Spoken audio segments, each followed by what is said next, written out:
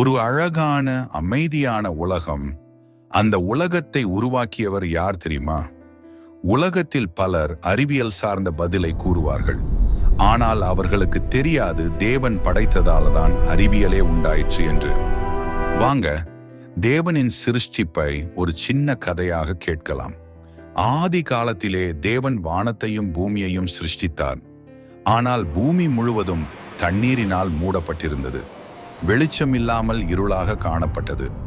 மரம், செடி, கொடி, உயிரினங்கள் இவை எதுவும் இல்லாமல் வெறுமையான ஒரு ஒழுங்கு இல்லாத நிலையில் காணப்பட்டது.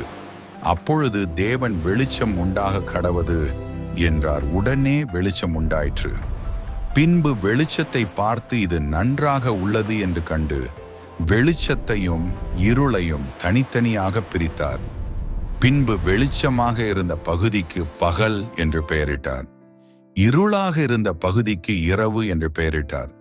இப்பொழுது சாயங்காலம் விடியற்காலமாகி முதல் நாளாயிற்று. அடுத்து பூமியை சூழ்ந்திருந்த தண்ணீருக்கு நடுவே ஆகாய விரிவை உண்டு பண்ணி தண்ணீரில் இருந்து தண்ணீரை பிரித்தார். அந்த ஆகாய விரிவிற்கு வானம் என்று பெயரிட்டார். இப்பொழுது இரண்டாம் நாள் ஆயிற்று. அடுத்து வானத்திற்கு கீழே இருந்த தண்ணீர் எல்லாவற்றையும் ஒரே இடமாக சேர்த்தார். அப்பொழுது வெட்டாந்தரை உண்டாயிற்று. அந்த வெட்டாந்தரைக்கு பூமி என்று பெயரிட்டார். அந்த ஓரிடத்தில் சேர்ந்த தண்ணீர்களுக்கு சமுத்திரம், அதாவது கடல் என்று பெயரிட்டார். அது மட்டுமல்ல, அந்த பூமியை மரம், செடி, கொடி, விதைகள் தரக்கூடிய பூண்டுகள், கனிகள் தரக்கூடிய மரங்கள், கனி விருட்சங்கள் ஆகியவற்றை முளைப்பிக்க கடவது என்றார். பூமியும் அனைத்து விதமான தாவர வகைகளையும் பூண்டுகளையும் கனி விருட்சங்களையும் முளைப்பித்தது. இப்பொழுது மூன்றாம் நாள் ஆயிற்று. இப்பொழுது பகலுக்கும் இரவுக்கு வித்தியாசம் தெரிய வேண்டும் என்று தேவன் விரும்பினார். அதனால் வானத்தில் அநேக சுடர்களை உண்டாக்கினார். அதில் ஒன்று சூரியன். இந்த சூரியனை பகலிற்காக ஏற்படுத்தினார். அடுத்து நட்சத்திரங்களையும் சந்திரனையும் உண்டாக்கினார். இவைகளை இரவிற்காக படைத்தார். அது மட்டுமல்ல, இந்த சுடர்களை அடையாளத்திற்காகவும் காலத்தை கணக்கிடவும் நாட்களையும் மாதங்களையும் வருஷங்களையும் எண்ணுவதற்காகவும் வானத்திலே வைத்தார். இந்த சுடர்களின் வெளிச்சங்கள் எல்லாம் பூமியில் பிரகாசித்தது. இப்பொழுது நான்காம் நாள் ஆயிற்று. பின்பு தேவன் சமுத்திரத்திலே காணப்படும் தண்ணீரை பார்த்து, தண்ணீரிலே நீந்தும் ஜீவ ஜந்துக்களையும் வானம் என்கிற ஆகாய விரிவில் பறக்கக்கூடிய பறவைகளையும் பட்சிகளையும் பிறப்பிக்க கடவது என்றார். அதுவும் அப்படியே நடந்தது.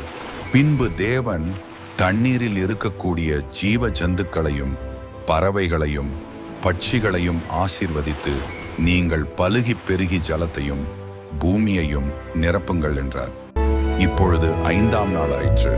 பின்பு தேவன் பூமியை பார்த்து, ஜாதி ஜாதியான சகல நாட்டு மிருகங்களையும் ஊரும் பிராணிகளையும் காட்டு மிருகங்களையும் பிறப்பிக்க கடவுதென்றார். பூமி தேவன் சொன்னபடியே அவைகளை பிறப்பித்தது.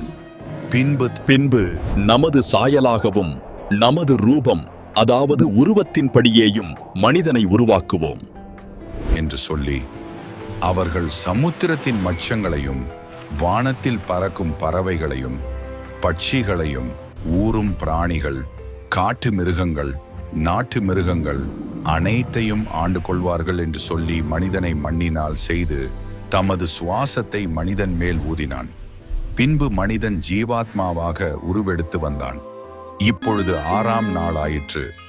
இவைகள் எல்லாவற்றையும் தேவன் 6 நாட்களில் சிருஷ்டித்து இவை எல்லாவற்றையும் பார்த்து அனைத்து நல்லது என்று கண்டார். பின்பு 7ஆம் நாளில் ஓய்ந்திருந்தார். இவைகளை தேவன் தமக்காக உண்டு பண்ணினார். அவைகளை தேவன் அன்போடு உருவாக்கி அதனிடத்தில் அன்பு கூர்ந்தார்.